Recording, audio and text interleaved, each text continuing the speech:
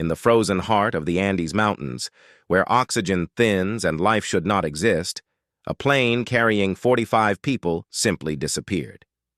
It was October 1972, an ordinary flight, filled with young athletes, friends, and family, bound for a match across the border. But what began as a 3-hour journey would descend into one of the most shocking survival sagas in modern history. For 72 days, the world believed they were dead. Search teams scoured the skies, families mourned, and governments moved on. Yet hidden beneath the blinding snow, a handful of survivors were still breathing, facing a reality so brutal, so morally unthinkable, that it has haunted every retelling since. This is not just a crash story. This is the raw edge of human willpower. A battle against nature, starvation, and the darkest choices imaginable. A moment where survival meant stepping into a moral abyss. What really happened in those 72 days? And what does it reveal about the lengths we go to when hope is gone and only instinct remains? This is the hidden truth of the miracle in the Andes. The story begins in Uruguay, October 1972. On a bright spring morning, a chartered Fairchild FH-227D aircraft stood ready on the tarmac, engines humming, bound for Santiago, Chile. Aboard were 45 people, most of them young, energetic rugby players from Montevideo, accompanied by friends, family, and supporters. Their spirits were high, their laughter loud. For them, this was just a short hop across the Andes Mountains, a 3-hour flight to a match that would be remembered for its excitement, not its tragedy. But between Uruguay and Chile lay one of the most unforgiving landscapes on Earth, the Andes. Stretching nearly 7,000 kilometers, this colossal mountain range is a wall of jagged ice and rock, with peaks rising higher than 20,000 feet. Weather shifts here without warning. Storms brew in minutes. For pilots, it is a place that demands respect and punishes any mistake. On October 12th, bad weather forced the pilots to make an unscheduled stop in Mendoza, Argentina. The team was frustrated but still optimistic. They would try again the next day when the skies cleared. And so, on October 13th, at 2:18 p.m., the flight took off once more, climbing into a patchwork of clouds and sun. For the first hour, everything seemed normal. The players joked, the families relaxed, and the mountains below looked serene from the safety of the cabin windows. But as the aircraft crossed deeper into the Andes, the clouds thickened, winds rose, and visibility vanished. At 3:21 p.m., the pilots prepared for descent, believing they had already cleared the highest peaks and were approaching Santiago. They hadn't. Still trapped inside the mountains, disoriented by poor visibility and relying on imprecise navigation, they were far off course and far too low. What happened next would unfold in seconds. A sudden jolt, the violent roar of turbulence. Passengers grabbed at armrests as alarms began to shriek. Through the fog, a terrifying sight appeared, a sheer wall of rock looming ahead. The pilots pulled the engines to full power, desperate to climb. But the Andes gave no mercy. The tail of the plane struck first, tearing away in an instant. Seats, passengers, and wreckage vanished into the abyss. Moments later, a wing snapped clean off.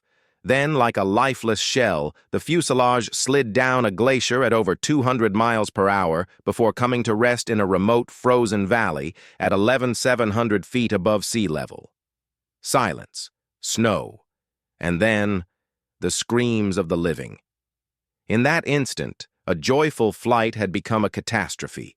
The pilots were dead, dozens were injured, and those who had survived now found themselves stranded in one of the harshest environments on Earth, without food, without warmth, and without hope of rescue. Yet somehow, against every conceivable odd, this was only the beginning of their story. When the dust and snow settled, 33 of the 45 passengers were alive. They were battered, bleeding, and in shock, but still breathing. The fuselage, ripped open at both ends, became their only shelter, a broken cocoon against the brutal cold of the Andes. It didn't take long for the true horror of their situation to sink in. They were stranded in the middle of nowhere, surrounded by endless mountains with no trees, no animals, no food, and no way to call for help. At night, temperatures plunged below 30 degrees Celsius.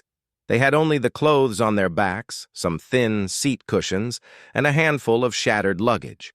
Among the survivors were two medical students, Roberto Canessa, just 19 years old, and Gustavo Zerbino, 20. With almost no supplies, they rushed from body to body, doing what they could with their bare hands. Some had broken legs, others crushed chests, and Fernando Nando Parado lay unconscious with a skull fracture, clinging to life. The first night was merciless. With little protection from the elements, the cold swept through the fuselage like a blade. By morning, 5 of the wounded were dead. Still, hope remained. The survivors told themselves rescue must be coming. After all, their plane had been expected in Santiago. Surely by morning, helicopters would be in the sky. And indeed, search planes did come. But the fuselage, white against endless snow, blended almost invisibly into the glacier. The survivors waved frantically, arranged luggage in the snow to spell SOS, even smeared lipstick across the metal roof. 3 planes flew directly over them. None saw a thing.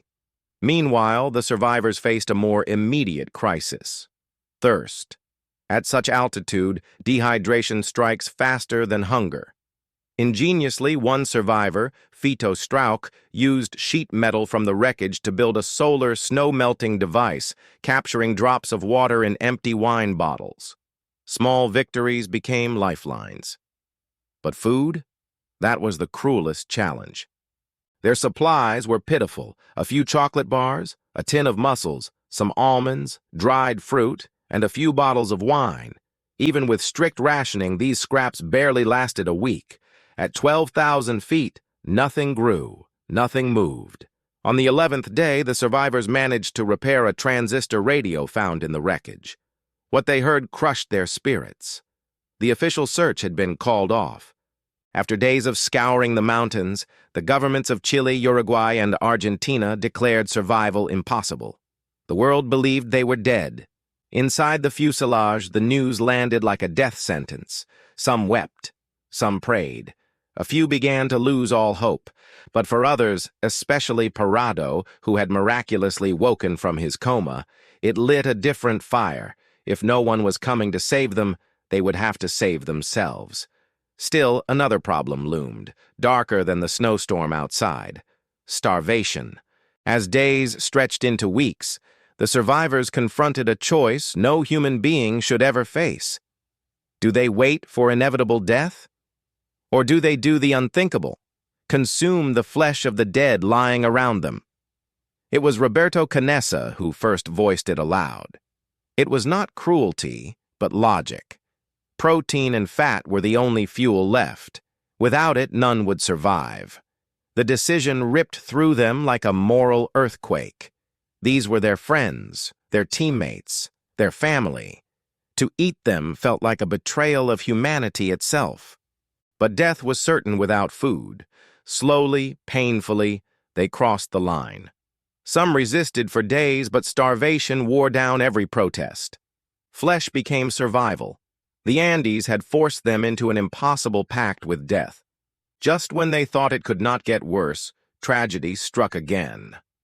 On the 17th day, an avalanche thundered down the mountain, burying the fuselage in snow and suffocating 8 more survivors. Their fragile shelter became a coffin of ice. 19 remained. For days they clawed at the snow, creating air holes to breathe. When they finally dug out, a storm forced them back inside for 3 more days. By then, it was clear: the mountains would not spare them. If they were to live, someone would have to walk out. The survivors began preparing. They crafted snowshoes from seat cushions, stitched together scraps of fabric into makeshift clothing, and even built a sleeping bag from insulation and torn jackets. They studied the maps left behind by the pilots, though they had no compass, no experience, no certainty of where they truly were.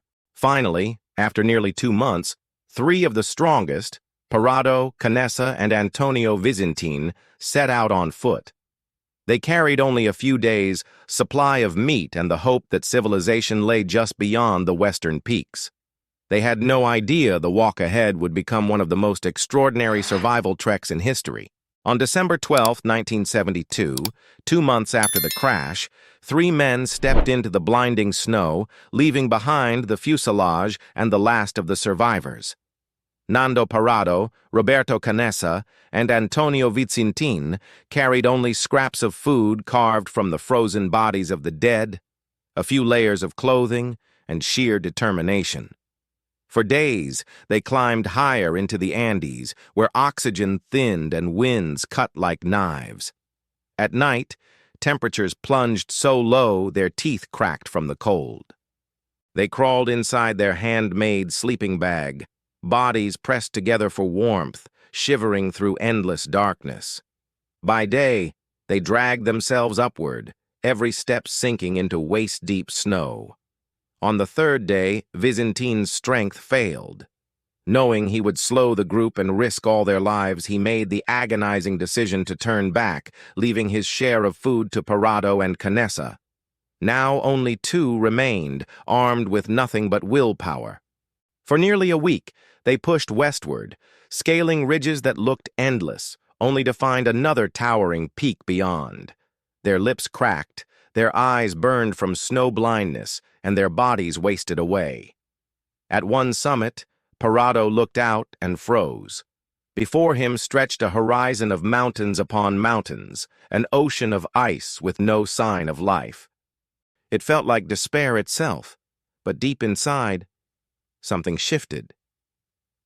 "Roberto," he said, "we are walking to civilization, or we are walking to our deaths. But either way, we are walking forward." On the 9th day, exhausted and nearly hallucinating, they stumbled into a valley where, at last, they saw green. Grass, rivers, birds, life. They had left behind the kingdom of ice and stepped into a new world, and then salvation. Across the river, they spotted a lone man on horseback, a Chilean muleteer named Sergio Catalan. Too weak to shout across the roaring current, Canessa scrawled a desperate message on a piece of paper. "I come from a plane that fell in the mountains. I am Uruguayan. We have been walking for 10 days. I have 14 friends wounded on the plane. We need help. Please don't forget us." He wrapped the note around a rock and hurled it across the river. Catalan read the words, his face turning pale. He shouted back, "Tomorrow!" and rode off to summon help. That night, for the first time in 72 days, Parado and Canessa slept with real hope. Within 48 hours, news exploded across the world. Against every expectation, survivors of the Andes crash had been found alive. Helicopters launched a rescue mission into the mountains. One by one, the remaining survivors were lifted from the glacier that had been their prison.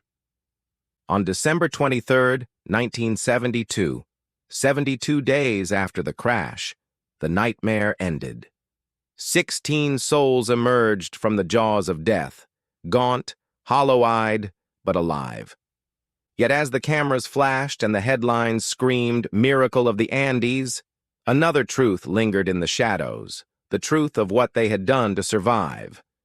Reporters whispered, families wept, and the survivors themselves wrestled with the weight of their choices. It was a miracle, yes. But it was also a revelation of just how far the human spirit will go when stripped to its core. When the 16 survivors of Flight 571 were finally lifted from the glacier and brought down to Santiago, the world looked at them with awe. Gaunt faces, sunken eyes, and frail bodies told the story of unimaginable suffering. Yet behind those hollow stares burned something indestructible, the will to live. But their story did not end with the rescue. In many ways, the hardest part was just beginning. For 72 days, The world had assumed they were dead. Now, as survivors stood before flashing cameras, rumors swirled. How had they endured in a place where no food, no life, no hope could exist? The truth soon broke. They had lived by consuming the flesh of those who had died in the crash. The revelation sparked outrage. Newspapers splashed the words "cannibalism in the Andes" across headlines. Some called them heroes, others monsters. Families grieved all over again, imagining the fate of their loved ones. The survivors themselves carried the heaviest burden of all, the memory of every decision, every bite that meant life for one, but loss for another. Yet slowly, a deeper understanding emerged. The men had not chosen between good and evil. They had chosen between life and death. In their own words, it was not about eating human flesh. It was about embracing the sacrifice their friends would have wanted to ensure someone lived to tell the story. "We did what we had to do," Canessa said later, "not what we wanted to do." The Vatican itself issued a statement, acknowledging that in extreme desperation, preserving life was not a sin. The world's anger softened, and the survivors were no longer condemned, but honored as proof of humanity's resilience. The impact of their ordeal rippled far beyond the mountains. Roberto Canessa became a renowned pediatric cardiologist, dedicating his life to saving children's hearts. Nando Parrado, who had walked through hell itself, emerged as a powerful motivational speaker, reminding audiences that strength lies not in avoiding pain, but in enduring it. Their story became a lesson in survival psychology. Scientists studied their ingenuity, turning metal sheets into water collectors, sewing clothes into a sleeping bag, refusing to surrender even when hope seemed extinct. Leadership experts analyzed how ordinary young men, many just teenagers, learned to cooperate, adapt, and take life-or-death decisions with clarity. But more than science, more than survival, their story revealed something far greater: the unbreakable spirit of human beings when pushed to the edge of extinction. It forced us to ask ourselves the hardest questions. What would I have done in their place? Would I have had the courage to endure, or the faith to walk forward when all hope seemed gone? Even today, half a century later, the wreckage of Flight 571 still lies high in the Andes. Covered in snow, battered by wind, it remains a silent monument to those who perished and those who lived. Climbers who reach the site sometimes leave flowers, prayers, or simple notes. "We remember you." The miracle of the Andes is not just a survival story. It is a hidden truth about humanity itself, that hope can outlast despair, that courage can be born from tragedy, and that even in death, love can give life. As you listen to this story, let it echo inside you, not as a tale of horror, but as a reminder of what we are capable of when the world strips away everything except will. This chapter closes, but another truth lies in the shadows. If this story shook you, imagine what else history has hidden from us. History tested them. But what about you? Imagine yourself in the frozen silence of the Andes. Would you have endured or surrendered to the storm? Flight 571 proved survival is not just about strength, but choices. Choices that echo far beyond the mountains. So I'll leave you with this. When life strips away everything, comfort, hope, even morality, what would you do to survive? Share your thoughts in the comments, because your voice matters here. And remember, this was just one miracle carved in ice. Many more truths still hide in the shadows. Subscribe now and be here when the next one is revealed.